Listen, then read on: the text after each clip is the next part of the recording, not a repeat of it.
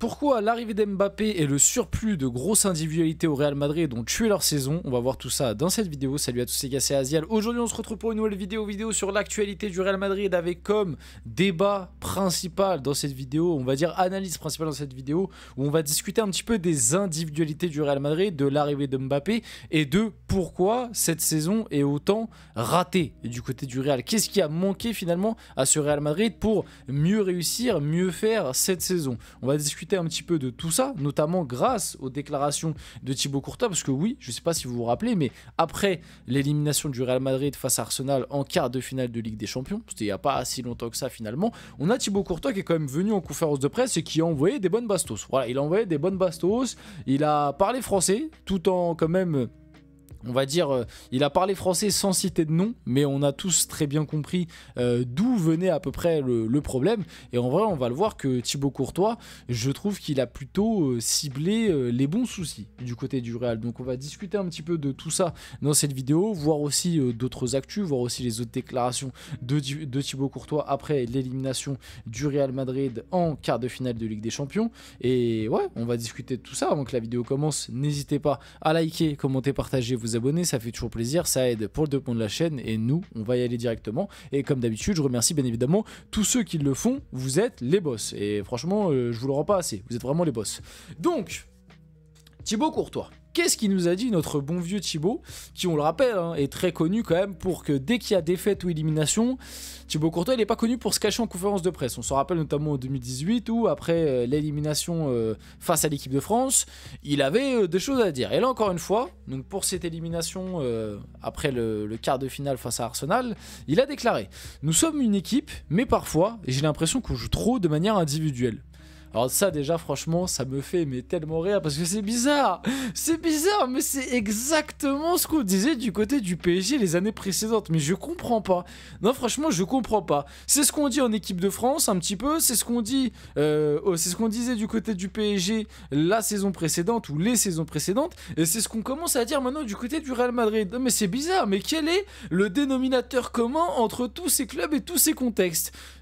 Franchement suivez mon regard, il est présent sur l'écran. Non mais je ne sais pas, je comprends pas. L'année dernière, le Real Madrid, on n'arrêtait pas de dire: ah, c'est une équipe, elle a des défauts, elle joue pas forcément bien au foot, mais ils ont le pouvoir de l'amitié, collectivement c'est solide, il y a un équilibre. Et il y a un mec qui est arrivé cet été, et maintenant on entend des discours, on joue trop de manière individuelle. Non mais moi je sais pas.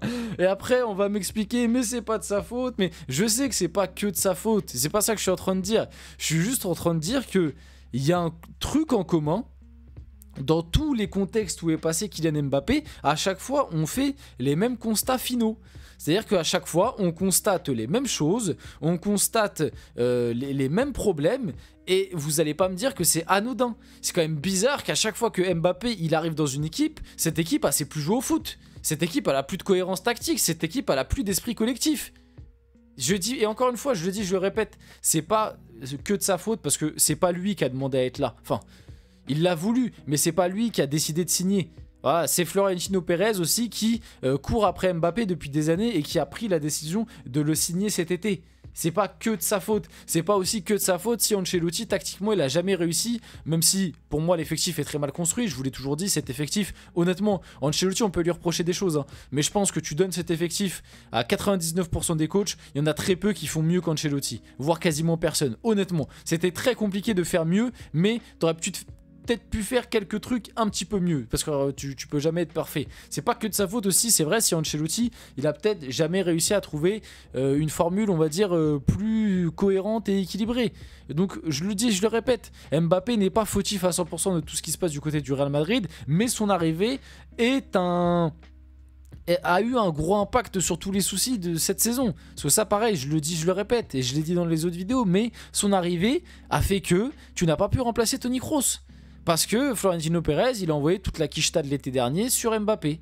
Voilà, donc tu n'as pas pu remplacer Toni Kroos, tu n'as pas pu recruter en défense là où tu sais que tu avais des joueurs qui avaient des risques de blessure. En fait, tu n'as pas pu mieux équilibrer ton effectif, recruter un vrai numéro 9 aussi, ce serait peut-être bien un jour, parce que depuis le départ de Benzema, il n'y a pas de vrai numéro 9 dans cette équipe, ou alors jouer dans un système où tu n'as pas besoin de jouer avec un vrai numéro 9, parce qu'on le voit du côté du PSG par exemple, voilà, ou même du côté de du côté d'Arsenal, quand tu as un coach qui est capable de construire tactiquement quelque chose sans un vrai numéro 9, ok, il n'y a pas de problème. Mais là, Ancelotti, qu'est-ce qu'il a construit? Pour moi, Ancelotti, il n'a pas construit quelque chose sans un vrai numéro 9. Hein. Il a juste mis les joueurs... voilà, il a juste assimilé les joueurs. Enfin, c'est un amas de toute façon d'individualité, cette équipe.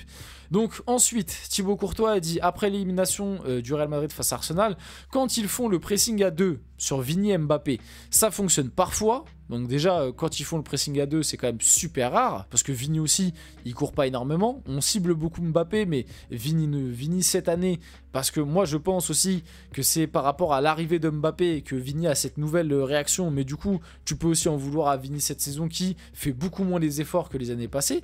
Mais bon, déjà ils le font pas souvent, mais quand ils le font, parfois, ça fonctionne, mais 3 ou 4 fois, non. Si on veut gagner, il faut qu'on soit meilleur. Donc voilà un petit peu la déclat de Thibaut Courtois par rapport à ça.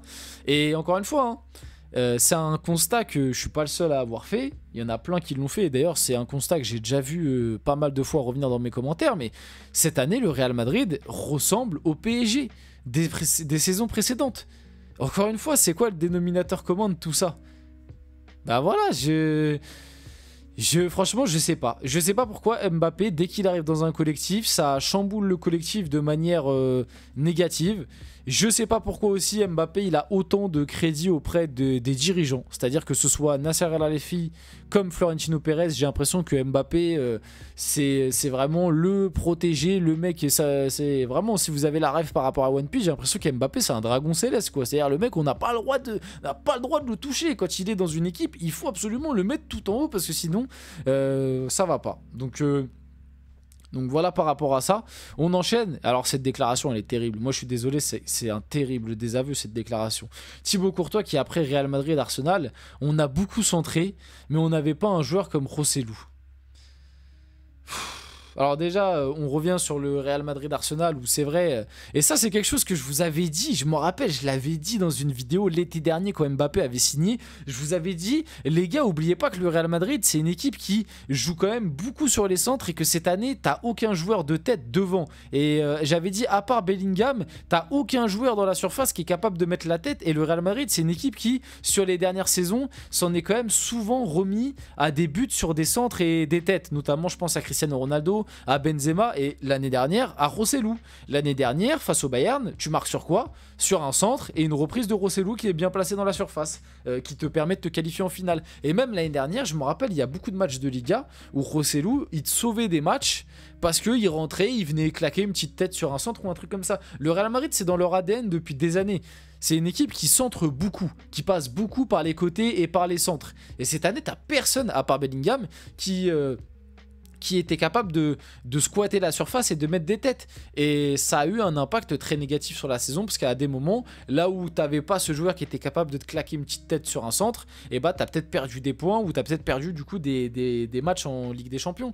Et ouais, comme l'a dit Thibaut Courtois, en vrai, cette saison, un mec comme Rossellou qui est un joueur qui de base n'a pas le niveau Real Madrid, mais par son profil est un vrai numéro 9, je pense qu'il aurait pu énormément t'apporter. Je pense qu'il aurait pu énormément t'apporter en sortie de banc sur ce style de match-là où tu l'aurais foutu dans la surface. Comme ça, tu aurais pu envoyer un peu plus de longs ballons. Il aurait pu un peu plus dévier des ballons, jouer un peu avec son corps, jouer un peu de haut jeu. Et ça aurait pu être utile pour libérer des espaces à Mbappé, pour libérer des espaces à Vinicius, à Rodrigo si tu le laissais sur le terrain ou à Bellingham. Ça aurait pu être utile de garder un joueur comme ça dans son effectif. Malheureusement, il est parti parce que Mbappé est arrivé et qu'il fallait faire de la place. Et Hendrick aussi d'ailleurs. Voilà, Hendrick plus Mbappé, donc ils ont vendu Rossellou qui n'allait avoir plus de temps de jeu du coup. Déjà, quand on voit le temps de jeu d'Hendrick, t'as compris. Donc c'est dommage. Et puis en plus, le Real Madrid n'a pas prévu de recruter devant parce qu'ils veulent faire la place à Mbappé. Donc je sais pas comment ça va se passer la saison prochaine. Après, on va attendre. Il y aura sûrement un nouveau coach, donc on verra. Le Belge était d'un tout autre avis le mois dernier. Donc Thibaut Courtois qui en gros a critiqué l'utilisation de la VAR. Elle était censée intervenir pour les erreurs évidentes, mais maintenant ils interviennent quand ils veulent parce que bon, il fait référence au fameux penalty qui n'a pas été signé. qui a pas été sifflé, pardon. Pour Mbappé face à Arsenal, bon pour moi il n'y avait pas penalty, donc qu'il n'ait pas été sifflé, c'est pas une dinguerie. Et en gros Courtois qui a critiqué du coup la VAR après le match face à Arsenal, alors que après le 8e face à l'Atlético, il avait déclaré: l'Atlético critique la VAR, j'en ai assez de cette mentalité de victime constante, de toujours se lamenter sur ce genre de choses. Les arbitres ne veulent pas servir une équipe, ni en Espagne ni en Europe. C'est quand même assez drôle et ça, moi je trouve que ça résume bien aussi la saison du Real extra sportivement par rapport à l'arbitrage. C'est-à-dire que quand le Real gagne, l'arbitre, voilà, on dit rien, mais par contre quand le Real perd, c'est la faute de l'arbitre tout le temps, ou la faute de la VAR. Enfin bref, on finit la vidéo là-dessus. J'espère que cette vidéo vous a plu. Si c'est le cas, n'hésitez pas à liker, commenter, partager, vous abonner. Les gars, c'était Azial. On se retrouve très rapidement pour une prochaine vidéo.